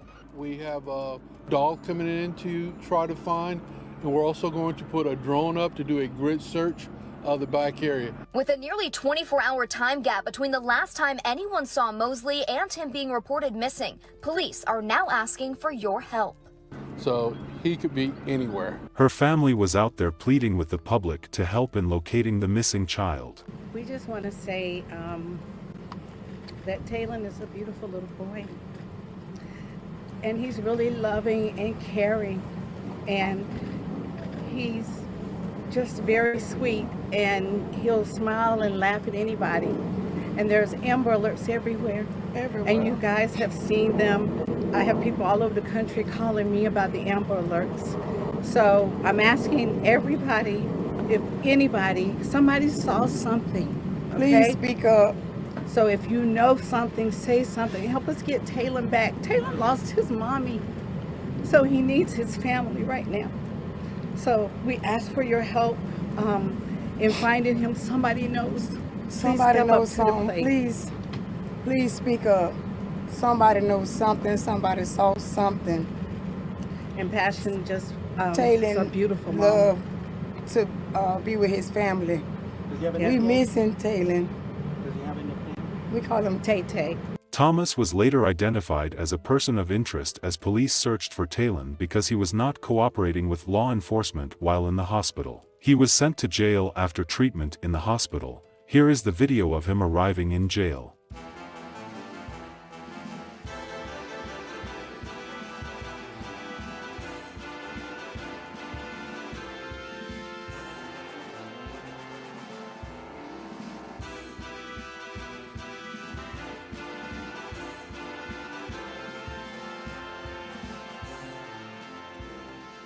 The investigation would lead police on Friday to search for Talon at Delholmes Park. Someone reported seeing something in the mouth of an alligator, thereby drawing the attention of the cops to it.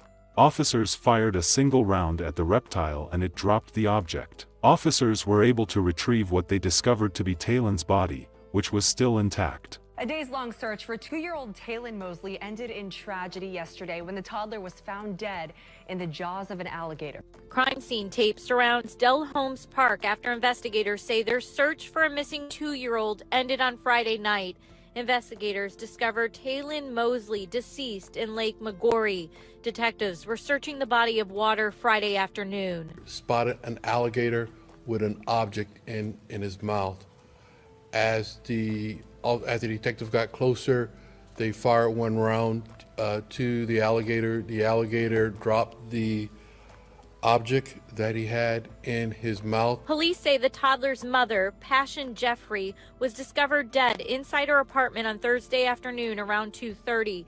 The 20-year-old had multiple stab wounds. For the past 2 days, police searched the area around Lincoln Shores apartments. An Amber Alert was issued for the missing boy.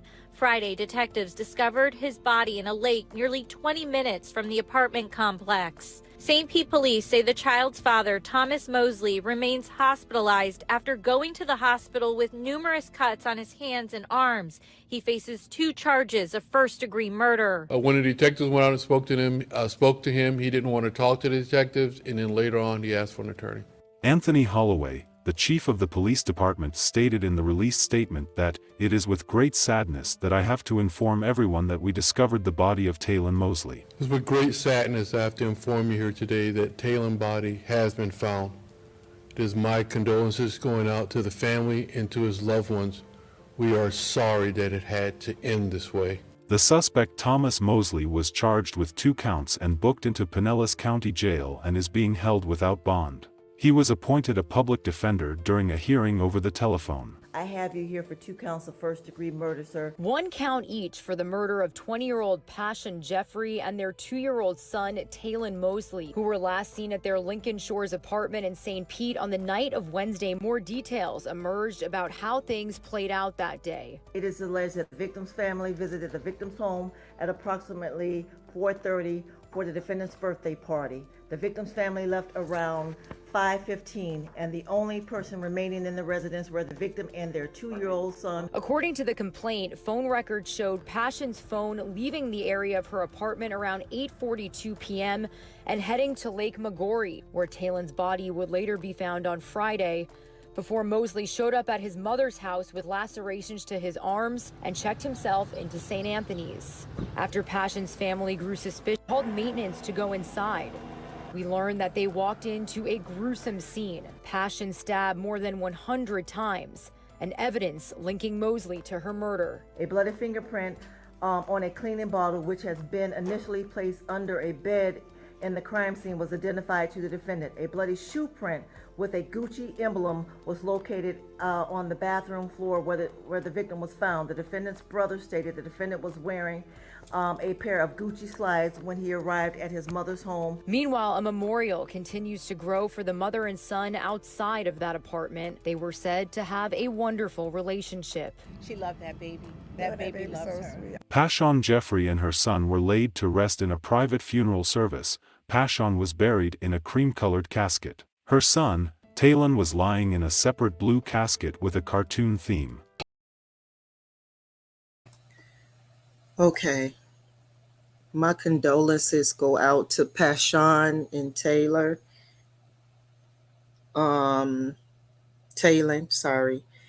And this was a really sad one because first off, How you do that? Like 100 times? And then what you did to the baby? Now this should have received the unalive penalty. That's what he should have gotten.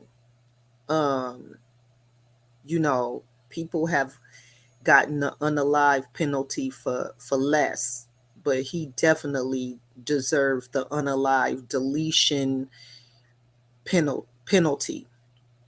And I don't know, he just looked crazy,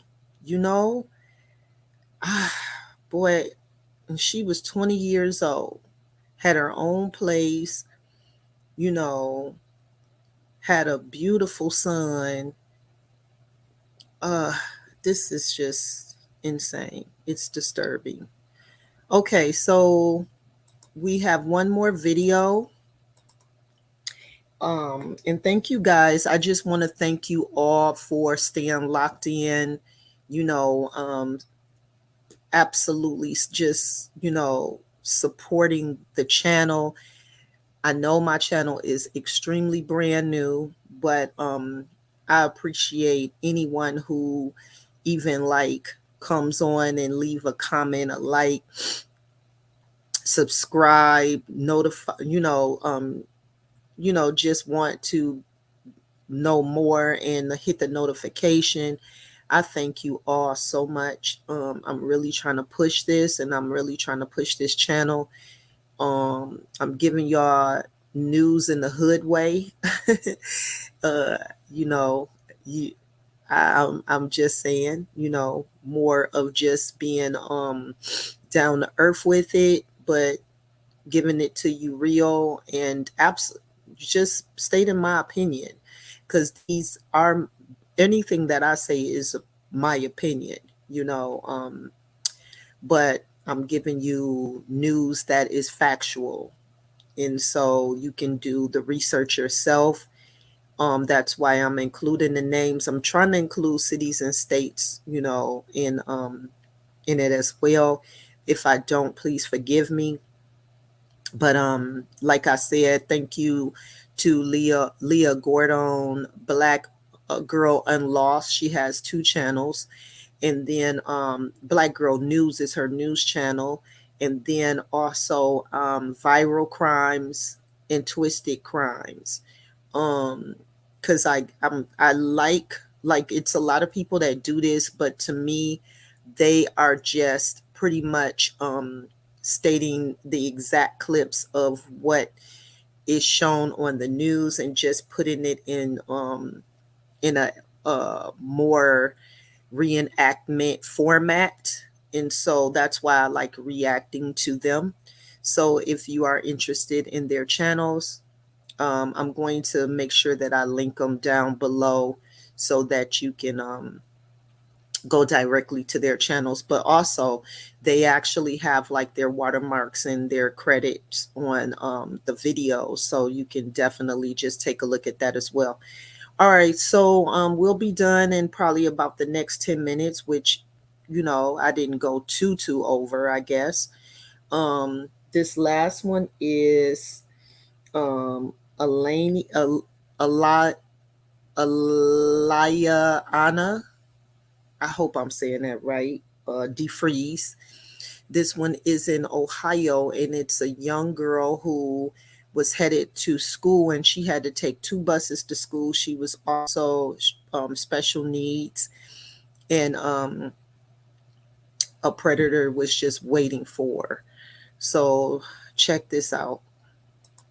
To me, Daddy, you showed me how to fight. I'll be okay, Daddy. I said, baby, listen to me and quit running your mouth.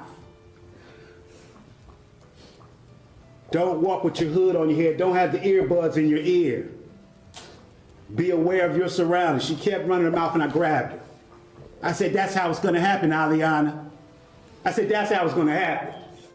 Cleveland, Ohio was home for 14-year-old Aliana DeFreeze throughout her childhood. She spent her time between the homes of her biological father, Damon DeFreeze, and his wife, Watanya, and the home of her mother, Tanesha Cooper. On January 26, 2017, Aliana took her usual route to her Prep Woodland Hills schools, where she was enrolled as a 7th grader. Aliana boarded the first of 2 buses that would take her to school, but sadly, there was evil lurking and Aliana would never make it on the second bus or to school at all. Welcome to Viral Crimes. Subscribe and hit the bell icon for more stories. Aliana was a carefree, joyful teenager who loved to play with Barbie dolls and watch her favorite TV shows. She was the child of Damon DeFries and Danesha Cooper. Her parents were married, but split shortly after she was born. Aliana suffered from a mental disability that required her to take medicine on a regular basis, and she was also in special education classes. Aliana would travel to school via public transportation, and the morning of January 26 was no different than any other, as her mother walked her to the stop as they did every day. Because Aliana had not returned home by 3:45 p.m., her parents phoned the school to inquire about her whereabouts and obtained this information for the first time. At that point, there had already been 9 hours that passed. After learning that Aliana never showed up to school, Aliana's family filed a missing person report and a thorough search of the whole city was initiated. The police were able to piece together Aliana's route with the help of transit CCTV and security video from nearby businesses. Detectives confirmed that Aliana made it safely onto her first bus. She was observed standing on the bus, then later seen talking to a male friend. She was seen talking to this individual for the duration of her trip. At first, detectives wondered if this individual had something to do with Aliana's disappearance, but later noticed that Aliana and this person parted ways, which ruled him out as a suspect. Aliana was observed getting off of her first bus just before 7 in the morning. She was then observed walking across the intersection to catch her second bus when she came along a guy who appeared to frighten her. She could be seen walking past a man, then taking a step backwards from him. When he noticed Aliana, he started following her and ultimately wrapped his arm over her shoulders and led her into a field. Sadly, this would be the last images of Aliana alive. In the search for Aliana, law enforcement officers were sent to investigate all of the abandoned houses in the city, and only 3 days later, Aliana's body would be discovered. Aliana's naked body was found dumped in the corner of a dark room in an abandoned home. Her body showed signs of torture, sexual assault, and she had been beaten to death. Aliana's neck had been cut, her jaw had been shattered, and her killer drilled 5 holes in her face, dislodging her right eyeball. Because there was evidence that her wounds showed signs of healing, it was determined that Aliana was still alive when these injuries occurred. A hammer, screwdriver, drill, and box cutter were all carefully laid out on the table in the dining room of the abandoned home, as if this was the workstation of the killer. All of the torture tools were coated with Aliana's blood. Investigators discovered bloody footprints and sperm in the home, which linked them directly to Christopher Whitaker, who is a 44-year-old registered sex offender. Christopher Whitaker is also the guy seen on CCTV video abducting Aliana. This was not the first time Christopher has shown how violent he could be. In 2005, Christopher went to a woman's house, knocked on her door, and asked to use her restroom. After the woman turned her back to him, he pounced, stabbing her in the neck with a pair of scissors, and then sexually assaulting her. He was found guilty of sexual battery and felony assault. Unfortunately, he was only sentenced to 4 years in prison. Christopher was arrested on February 2 and charged with the murder of Aliana. He was also charged with rape and kidnapping. He admitted his guilt right after and blamed his outburst on being under the influence of cocaine at the time. It turned me into a monster, and I don't like who I became. The world is gonna hate me now, and she never had a chance to grow up, never had a chance to experience anything, and I took that away from her, and there's nothing I can do to bring her back.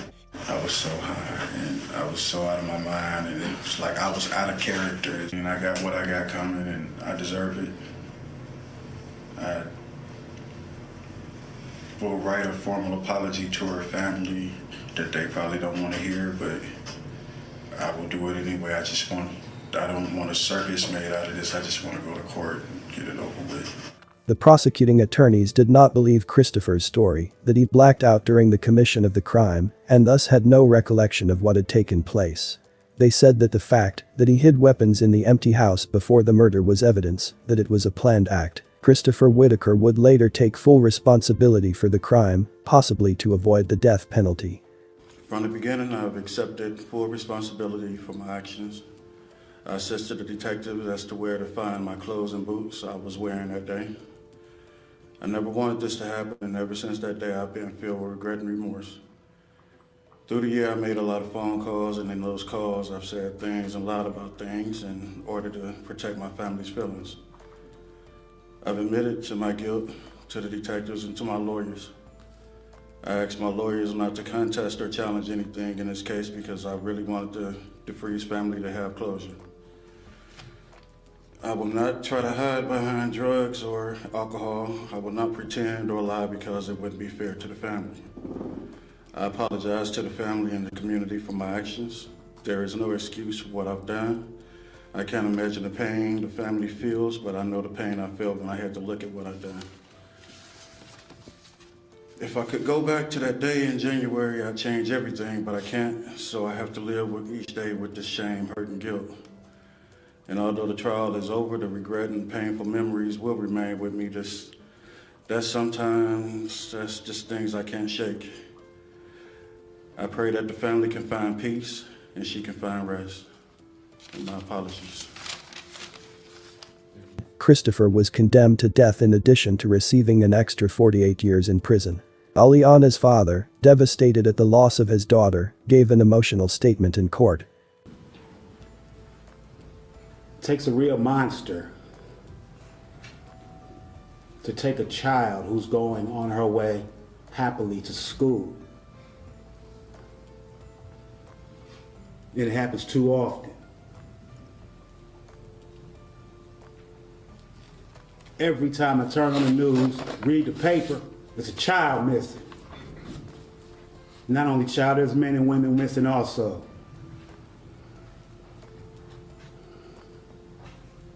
It gets frustrating.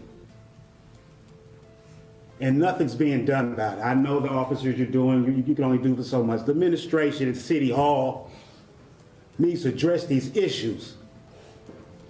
Like you addressed the renovation of the Q, and like you addressed the Republican convention. Our children mean a lot to us. They might not be your children, but they mean a lot to us. The 93rd is a safe haven for sexual predators like this monster behind me. And you're lucky I'm not the same person I was 25 years ago because there's not enough police in here to stop me. And you need to know that. And when you get where you're going to get what you got coming. Before you get to that gas, that lethal injection chamber. My baby didn't have a chance. No grandchildren, can't walk her down the aisle. When she'd come over on the weekends, on Fridays, we'd have this same talk about this guy back here.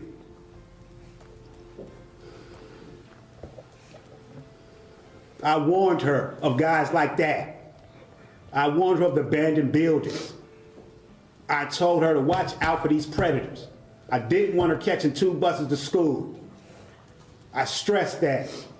This is what I get.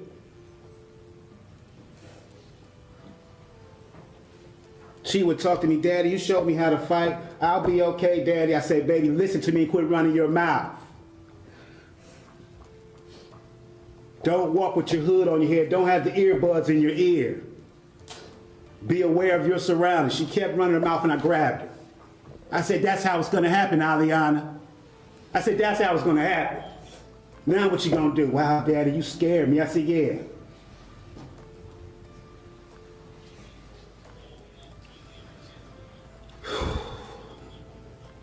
Lord, give me strength to continue on with this foundation to keep my mind right and my spirit right.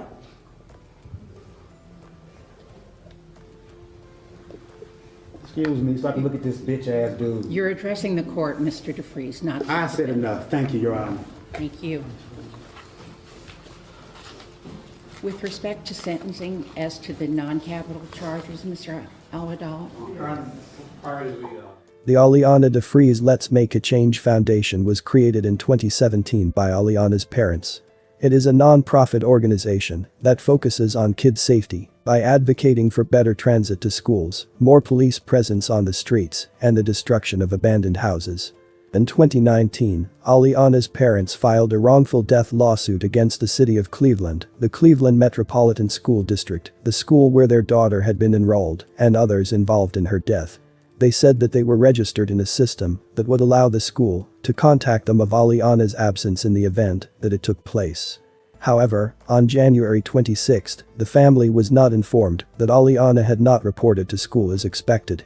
The lawsuit said that city officials had violated their duty to monitor abandoned premises for unlawful activity. They lost the case against the school, clearing the institution of any responsibility for Aliana's death, but in 2019, the Aliana Alert Bill became a law.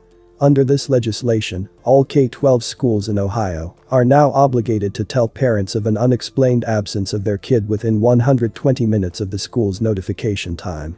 Aliana's mother, Danesha Cooper, said, "Aliana really wanted to help people. And I think she'd be proud of the things that are being put into place to help other people so that no one else has to suffer. What happened to Aliana was unimaginable. She should have been safe going to school. She should have had the chance to live her life. My condolences to her friends and family. May you continue to heal. Thanks for watching, and I will see you in the next video." All right, guys. Totally appreciate you guys, like I said, locking in with me. I know that these clips are kind of like hard watches, but you can imagine I've watched a lot of videos and it just seems like it's nonstop. Like, but episode 3, we're definitely going to be diving into a lot of videos also that shows the statistics, and I just didn't want to go over too much, so I'll leave that for episode 3. But I do want you guys to know that the things that I personally say is definitely my opinions, okay? It's my opinions. It has nothing to do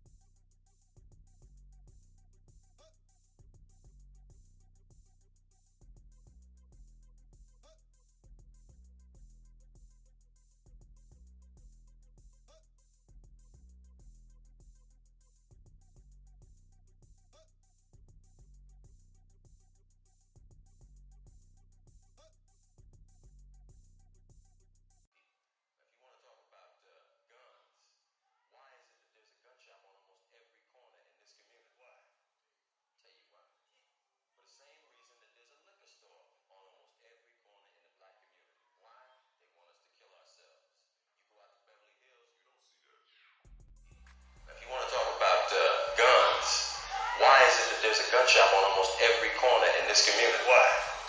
Tell you why. For the same reason that there's a liquor store on almost every corner in the black community. Why? They want us to kill ourselves. You go out to Beverly Hills, you don't see that.